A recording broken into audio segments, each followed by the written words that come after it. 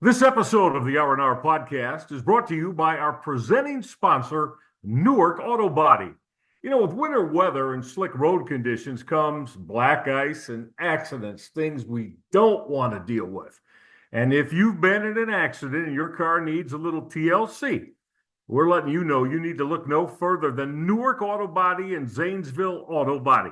They're safe, they're reliable, collision repairs is their business, and they do it like no other. Newark Auto Body and Zanesville Auto Body is a local, family-run, and veteran-owned business. It serves Newark, Zanesville, and the surrounding areas. And guess what? They work with all insurance providers to make your experience hassle-free, and you can't beat that. And check this out. If you're a U.S. military veteran, even better. Ask about their special discounts for vets right at the shop, and they'll be happy to help you. Now, look, we know it can be very hard to find a trustworthy car mechanic. However, we've got the answer for you because the people over at Newark Auto Body and Zanesville Auto Body, they've got you covered in every way possible. They care for you first, and they make sure they keep you safe and back on the road. Do a favor for us. Visit them today at autobodyofnewark.com and autobodyofzanesville.com. I'm going to give you that again. At autobodyofnewark.com and autobodyofzanesville.com, and they'll get your repair started right away. Our one-car gold class team of skilled collision repair technicians will make your vehicle like new again. No doubt about it. We'll add links in our show notes and tell them that Press Play sent you. Part of the Press Play Podcast Network.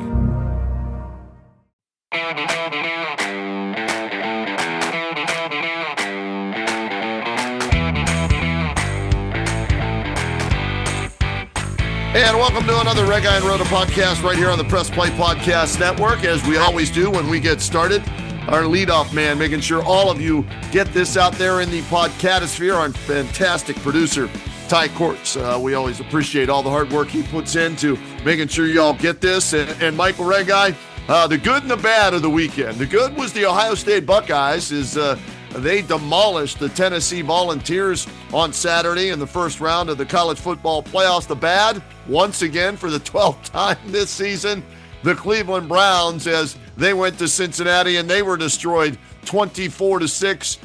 You always say, do you want to hear the good news or the bad news? Let's get the bad news out of the way, Michael, so we don't have to dwell on it too much. They suck. DTR isn't an NFL quarterback, and this season can't end quick enough. How's that? Yeah, that's pretty much describes things in a nutshell. But hey, I want to enhance what you said about our producer Ty Cordts. Tremendous, keeps us right at the very top of everything that we do for all of you, and we wish Ty and his family the best of holiday cheer. So, Ty, I wish I could go into something as positive as our thoughts about you with regard to the Cleveland Browns, but as Kenny said. All right. So what, Kenny? From the time Deonta Foreman fumbles at the goal line, right, on the very first possession of the game, which would have given the Browns the lead, right through the young man who, as you so aptly said, is not now an NFL quarterback, or if you've been listening to me for the last, I don't know, whenever we began talking about it, will never be an NFL quarterback. Dorian Thompson-Robinson, he gets picked off twice in the fourth quarter, Ken, right? Yep. And the Browns were still, nobody thinking they're really going to win the football game, but at least they were there with a shot to win. And I don't know. Kenny, it's a disaster. It's a 3-12 football team. They're awful. There's not a lot of positives about them. If you want to pick, a player that does some things decently here and there, sure. But overall, as an NFL franchise, it's deplorable. They're bad. They're terrible. They're hard to watch is another thing too, because when you don't do things offensively well, and that makes you real hard to watch. And that's where they are right now. So another losing Sunday. But did we expect any different? No, not at all. Not with DTR at quarterback, Michael. And I don't know why they felt they needed to see him again. You and I have been telling people he stinks and is not of NFL caliber. He played 5 years at UCLA for a reason because he wasn't good enough to get drafted in the NFL. When he did use up his 5 years of eligibility, he didn't go to the fifth round. And this was his fourth or fifth start, whatever it is. And yeah, he won one. And he's now, no touchdown passes today, right, Michael? So in his career, 1 touchdown pass, 9 interceptions for DTR. 1 in 9. How about that? He better not. Michael, how I'll do be you have honest the with label NFL quarterback and then say that? I Yeah. mean, that speaks loudly that isn't anywhere near the quality needed for an NFL quarterback. Yeah, exactly. And I didn't watch the entire game. I was doing my Browns backers thing, and then I got out of there. Yeah, I know, You're right? a lucky guy. I got out of there. With you. Yeah, because I had to go pick Frankie up because I went to the Buckeyes game over the weekend. So somebody was watching Frankie for us to allow me to go watch the Buckeyes kick some ass. So I listened to it on the radio and heard how bad were the interceptions that he threw under pressure. It sounded Terrible. like into double coverage on both of those. As you can imagine, yes. Yeah. Double coverage. Okay. Once I'm going to say there was triple coverage. And, look, and Kenny, look, I don't even know if I want to, but, he takes his eyes off downfield and starts to pirouette and run around to avoid a rush and then winds up again throwing the football into just areas of catastrophe where nothing good is going to happen with it. So it's a very, very hard watch. You just said it. We've said it. Look, he's not an NFL caliber quarterback. You're not going to win with them. And so again, and I've seen Kenny, there's all kinds of our cohorts, people we know very, very well, and everybody's got their right to an opinion. But all these media types that have been clamoring to see Dorian Thompson-Robinson could have told you this is what he is. I mean, if you thought it was going to be anything different, I don't know what you've been looking at. So, again, you know what? If they... Is he even going to be on the football team next year? I don't know. I guess we'll figure all that out when this sorry ass season comes to an end. But this is just awful. This whole thing is about as awful as you can get. We've seen we've gone through some bad seasons, haven't we, partner? Yeah. With the Cleveland Browns down through the decades. But this one's going to go right up there with them, don't you think? Without question. They're going to finish 3-14 in a 17-game season. They're not going to beat the Dolphins. I don't care how cold it is next week. The Ravens might need that game to win the division to wrap things up. So 3-14. Bailey Zappi, why not, Michael Reghi? Why not Bailey Zappi for the last 2? I do not need to see him throw another pass, take another snap ever. Okay, so stick it. I'd cut his ass right now if it were up to me, but of course Barry's not going to do that because it makes him look bad because he drafted him, right? But give Bailey Zappi a shot for the last. You got nothing to lose. You stink anyways. You're the worst run organization in all the NFL, and that's how bad the Haslams have been since they were able to buy the team back in 2012, 2013, whatever that. When they're more concerned about their dome stadium than they are this team. So you know what? Put Zappi in. Finish 3-14. It'll help you get a better draft pick, but I hope the Haslams are smart enough, or I shouldn't say smart enough, get some brain cells back to get rid of Andrew Berry and Paul D. Podesta and bring somebody in who can draft talent and put a team together because this front office, I've seen enough from them. I've seen enough of Deshaun Watson, Dorian Thompson-Robinson, Jameis Winston, and this can't end soon enough this year. Well, yes. Before we get away from the horror-filled football team, I got to get your thoughts, buddy, on what you made of the Myles Garrett declarations on Friday that Well, maybe I'm not 100% fully committed to continue to play in Cleveland with the Browns until I get sold on a plan to see how they intend, and I assume this is to the ownership group, right? To Yep. get themselves back into, I believe, and I'm quoting him, he called it immediate playoff contention. Now, who the hell's going to put that together?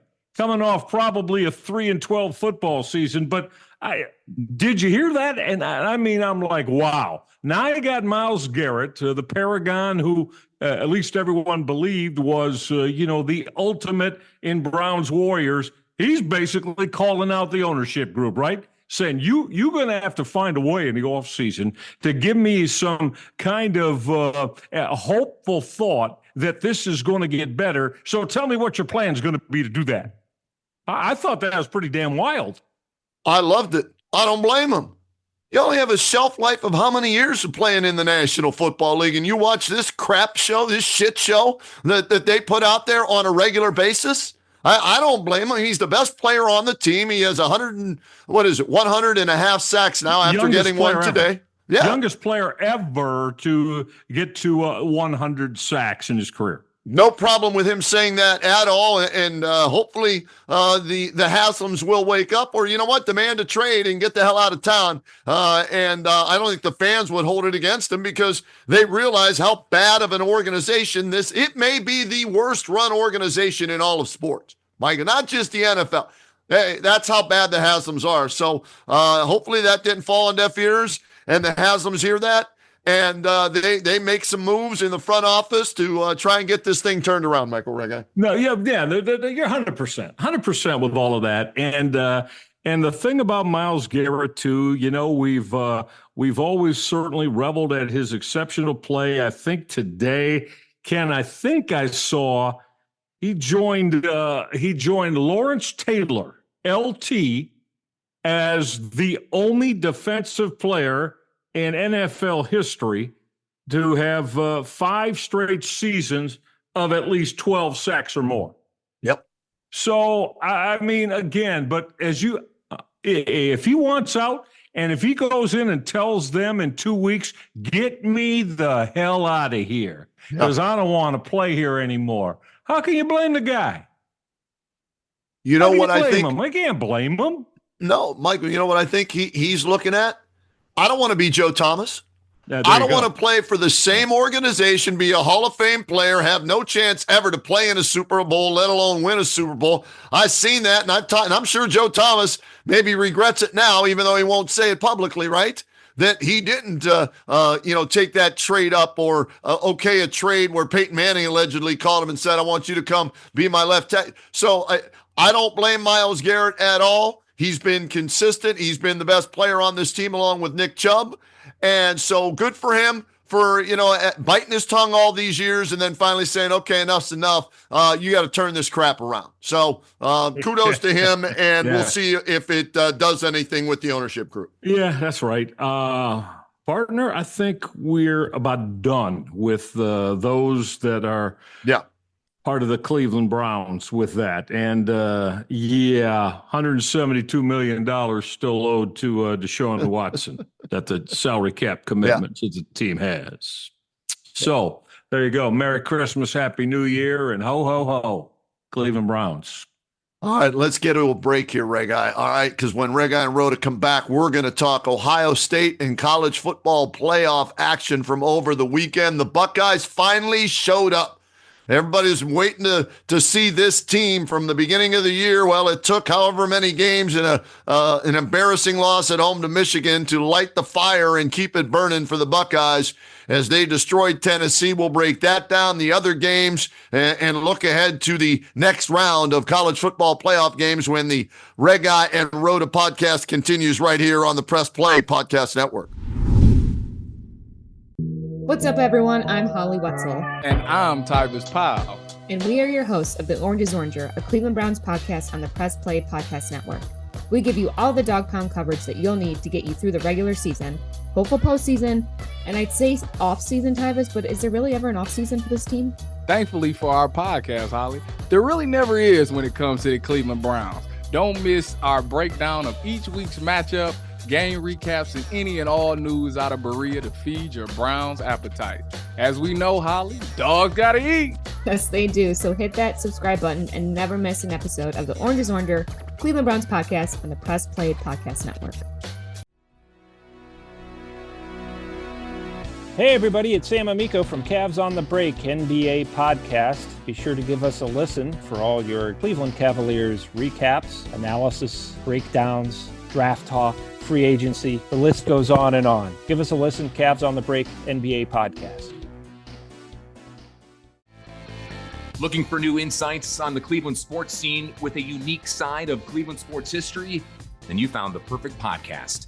I'm John Sable. And I'm Scott Sable, and we're hosts of the Sable Brothers on the Baseline podcast, a podcast about Cleveland sports, but not your typical podcast about the land's sports teams.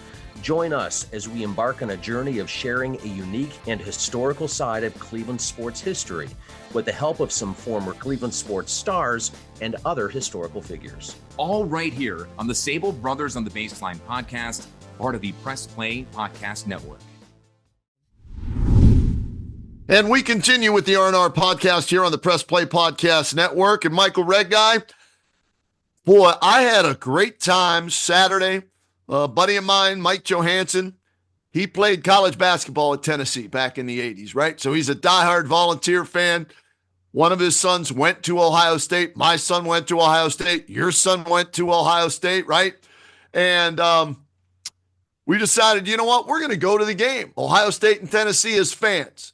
Okay, and I probably couldn't have got a media credential anyways because, of how many people were covering that game in the first round of the college football playoffs. So I bought a ticket, spent $300, Michael Reghi, for a ticket, got good seats. Josh Paloha, another friend of mine, we sat together. We went down, we tailgated before the game. We went to the game, enjoyed it, and didn't get home till like 2 or 3 in the morning, whatever it was up till 4:30. But Michael, it's the best I've seen the Buckeyes play all season long. It's the most complete game from the head coach to the O coordinator, the D coordinator, the quarterback, the running backs, the wide receivers, the O-line, the D-line, everything but the damn field goal kicker was as good as the Buckeyes have done all year long, and it's what we were expecting from a $20 million payroll in NIL money for Ohio State. They made no doubt about it. They jumped on Tennessee early, 21-0, 21-10 at the half, came out, jumped on them to start the third quarter, and just destroyed the Vols in 25-degree temperatures in the first ever playoff game at Ohio Stadium. And I came away extremely impressed with the entire team. Well, you have to be. No question about that. They obviously went after it hard in their preparation for Tennessee. And Kenny, I felt really good for Will Howard. Yeah. Because coming off that last performance and that put up 10 points at home in the season-ending loss, the fourth in a row to the Michigan Wolverines, and for him to, he's right there with Ryan Day, wouldn't you agree? They were both the head coach and the quarterback. You better get this turned around and get this done. I thought there was an ample amount of pressure on both and the entire football team. And Will Howard was terrific last night, leading that 42-17 win. And Kenny, 24-29, right, for over 300 yards with a couple of touchdowns. Ran the offense very fluidly, very efficiently. So after what transpired again in that last time out and in that embarrassing loss to not a real strong Michigan football team, Will Howard came out, and I think he, at least for that night and on through this week until they play again against Oregon, exonerated a lot of those damn ghosts that he had hanging around him. Agree with you. I'm not a huge Will Howard guy. Needed to see him do something like this to create somewhat of a belief in him moving forward that they could win 3 more after that one. And as you said, only 5 incomplete passes the entire game, threw for over 300, ran for almost 40, had 1 interception when he tried to force it in there, but that's okay. I'd throw it to Jeremiah Smith every time if I could too, and see if he'd come down with it. So I was impressed with his performance. The touchdown passes to Jeremiah Smith that he completed, you could not have placed the ball any more perfectly than he did on those touchdown passes. I thought he did a good job of reading the defense, taking what the defense gave him for the most part. But I also love the combination of Travion Henderson and Quinshon Judkins rushed combined for over 100 yards. Henderson out of the backfield for 50 more. And then on defense, finally, it's been 4 years.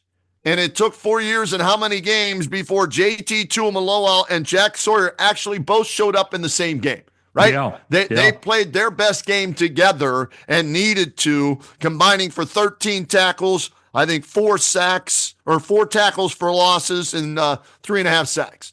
So I just thought Ryan Day, for all the heat I was giving him, and I thought, it was deserved.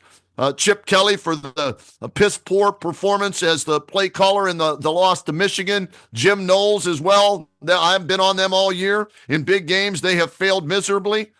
They all got A's. Will Howard got an A. The team got it. Like I said, everybody but the kicker got A's for me. And it was a great atmosphere, Michael. And kudos to the Tennessee Volunteer fans, because while their team didn't show up, the fans sure did. There were about 25,000 to 30,000 fans there. Oh, yeah. Was that number realistic? Well, I heard Herb Street saying 40,000. I don't think there was 40,000 there. So I went with, from what I could see from where I was sitting and the fans I ran into before the game, during, and after the game, I'm saying no less than 25,000 there, Michael. It's the most I've ever seen of an opponent, with fans at the shoe. So great atmosphere. The drone show was cool as hell. They did a drone show either end of third quarter, early fourth quarter. The atmosphere was cold as hell too, but I stayed warm. A lot of drunk fans that had been lubing up since 8 in the morning, and the kickoff was at 8:15. They got all lubed up and everything. And I'll tell you what, man, there were some verbal barrages going on between Tennessee fans and Ohio State fans, Michael. I got to tell you, there were times I was crying from laughing so hard. There were other times I was worried people were going to throw down. I mean, we're talking about everything from you Beverly Hillbilly looking mother. I mean, it was just all over the place and name calling and all that. But most of it was in good fun.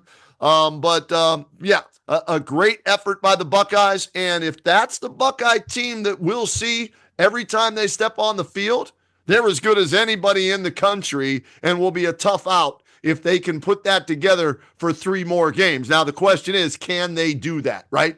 Was this a one-time thing because it was a home game, a historic home game, or now at the Rose Bowl against Oregon, will we see this same team and coaching staff show up and do to Oregon what they did to Tennessee, or at least play as hard as they did against Tennessee on the road at the Rose Bowl? So I'm curious to see on January 1st at 5:00 in the rematch in a game they lost by 1 point at Oregon, if this Buckeye team can show up.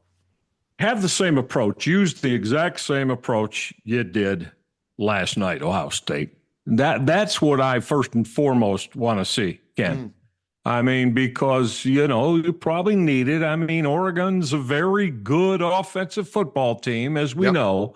So, I don't think you're going to put them down the way that Ohio State and what a bunch of posers the Tennessee football team was last night. Wow. But anyway, that's their issue.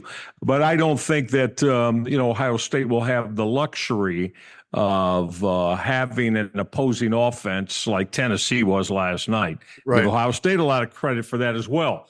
And what they did defensively, of course. But do you think maybe that, and again, if it had to come that way, it's a damn shame, but did they get themselves awakened and get themselves understanding that they're going to have to bring it a whole lot better than they did against Michigan? Did it take that fourth straight loss to Michigan to have all the guys you just mentioned make sure that offense was rolling and humming like everybody believed it should have all year long? I have to say yes, Michael. They didn't look like that any other time, right? So the flag planting, the fourth straight loss at home, all of that. I think it did. Yeah, I think it took offensively them to get that angry and that upset, whatever, and they took it out on the Volunteers. Like I said, though, now can they, bottle that up and use that same anger? You've got revenge on your side as well after losing the first game. Will Howard should, after the horrible fourth quarter he had in that game with the fumbled snap and sliding not in time for the field goal attempt. Wouldn't have mattered. Kid would have missed the field goal anyways. But so I think that was a factor in the win last night. And I want to see, after a win, can they somehow summon that same effort and that fire in their eyes and in their belly, coming off a win and going to the Rose Bowl in Pasadena against Oregon on January 1. Well, it's going to be quite the watch. Going to be quite the test. You're right, for Ohio State, and I hope they're able to use some of the things that maybe they did not have go real well. And again, it was just a 1-point loss, on the road. But be that as it may, they didn't win the football game. So how much can you use and take away and maybe apply to turn into real positives, right? That maybe weren't such positives in the first time around against Oregon. But it's going to be quite the matchup. I think it'll live up to, because those games yesterday, Kenny, you were in Columbus. I don't know how much you got to see, but I tell you what, I was real disappointed at virtually every one of those football games in terms of the way they were played, really weren't competitive. I mean, Clemson came back a little bit in the second half and, wound up losing by 2 touchdowns to Texas, had it down to 1 touchdown. But again, some of those other performances in the game, Indiana, I mean, what was that? I mean, real bad, right? Real bad. SMU, Lord have mercy, in Happy Valley. I mean, and if you want to say, well, no, they're a good team, it's just, bad day. But, well, okay. But it makes me kind of lean toward, I guess if they go 11-1, I guess they deserve to be there and won a championship, but they sure as hell didn't play like it. And a couple of those football teams yesterday, Ken, did not play like it whatsoever. And you looked at them and went, this team just doesn't look all that good. How the hell did they win their conference championship? Reg, I want to thank Clemson, Tennessee, SMU, and Indiana as I hit 2 parlays.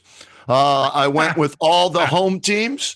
I did it on the money line just to make sure I won some money, and then I did it against the spread and won. So I doubled down on the home teams with 2 different parlays and threw in the Buffalo Bill. Did Buffalo win today? What the Bills do? They won. Did you have to cover a number? No, I just had the money. I just had the money line. They played maybe their poorest game of the year. Josh Allen wasn't real good, but they did win. Okay, so then I hit both parlays.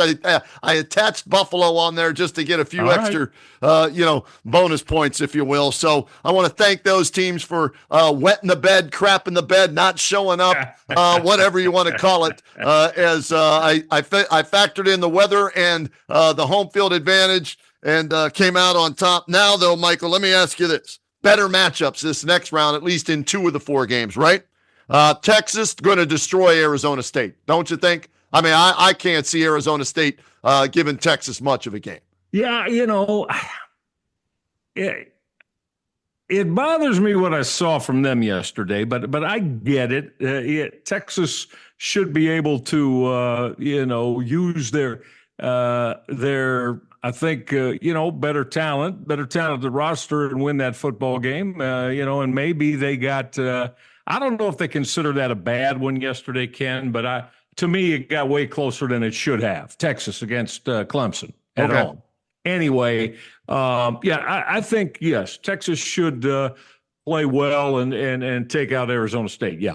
Michael, here's what I'm looking at. I'm looking, like I said, I figured that Clemson, Tennessee, SMU, and Indiana all didn't have the talent to beat the teams they were going up against in the first round. I don't think Arizona State or Boise State have the talent to do it in these second round games. So I like Texas big over Arizona State. I like Penn State over Boise State. And then we got two good games, Ohio State, Oregon, Notre Dame, Georgia in the other games. So I think at least 2 out of the 4 are going to be easy wins, and the other 2 are going to be hard-fought games, maybe into the fourth quarter. So I have Texas advancing, Penn State advancing, and I need to do some more studying on Ohio State, Oregon, and Notre Dame and Georgia before I pick a winner in each of those games. But I'm leaning towards Georgia and Ohio State based on what I saw yesterday. Well, yeah, and I mean those 2 games, I think. I hope that they live up to what we believe all 4 of those teams are, those 2 matchups anyway that you just mentioned. And I think they should be games that come down the fourth quarter until they're decided. So I hope we get a couple of good ones because there wasn't a whole lot of that in this first weekend of the CFP. No, they need to revisit the rankings for next year's 12-team playoff, right? Because there's no way Boise State should have got a bye and Arizona State should have got a bye, right? Just no way based on what we saw. I'd agree with that yesterday. I'd agree with you. So that's got to be revisited where you don't just automatically get a bye if you win your conference. Go by the right, just like that, Michael Reghi. They do it in basketball this way, right? You can win your conference, but you may not be the number 1 seed or the number 2 seed. Sure. You get into the playoff, but not necessarily, a top 2 or 3 seed. Well, that's the way they should do it for football. If you win your conference, that's great, but where are you ranked overall? And therefore, the top 4 ranked teams should get a bye, not the automatic conference champions, since there's only 12 teams in the playoff. That's what I would fix for next year. I like that, and I'm with you on that. And I think maybe that's something that I'm hoping that the College Football Playoff Committee takes a long, hard look at just that and maybe make some moves to that end coming up this offseason. But I just hope next weekend, though, has got to be better overall than this first weekend was. God, I hope so. For the sake of college football, I hope so. I think it will be in 2 out of the 4 games, and then we'll get down to the Final Four, and that's where the great matchups should be into the national championship game. So good luck to Ryan Day and the Buckeyes out of the doghouse with a lot of fans, a lot of momentum, a lot of confidence moving forward with revenge on their minds, going to Pasadena to take on Oregon. And Reg, before we get out of here, how about the Cavaliers, man? They've lost 4 times this season in 29 games. They're 25-4, and all they do is win, no matter what, and who's in the lineup and who's not in the lineup. They just keep winning, man, and it's a fun thing to watch. So I just wanted to give them a little love before we get out of here today. Kenny Atkinson's terrific. Yeah, I liked him and got to meet him and knew him when he was, a head coach of in Brooklyn, and I think he's terrific, and I think that he has a lot to do, Ken, with the way this team has presented themselves here. What do they play? 29 games? Yep. We had 30 games? Yeah, somewhere in there. And so, it looks like the way he's put everything together and his vision for what this basketball team could be and should be has come up aces. So it's going to be a fun watch throughout the rest of the winter on into the spring. And Kenny, all I can say is hopefully we're talking about the Cavaliers in June, and that'll mean they're chasing an NBA title.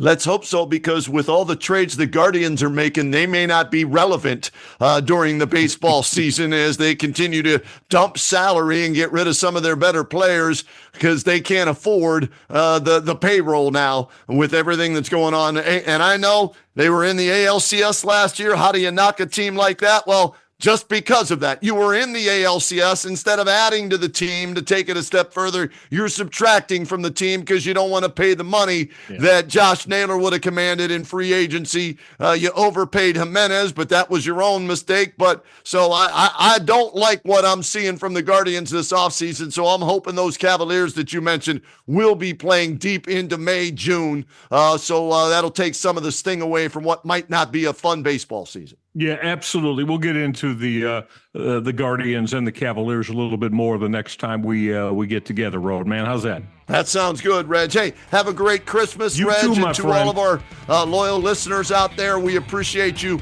more than you realize. Thank you for sticking with us all these years, and we hope that y'all have a great holiday together with family and friends. Right, Reg? Merry Christmas, everybody.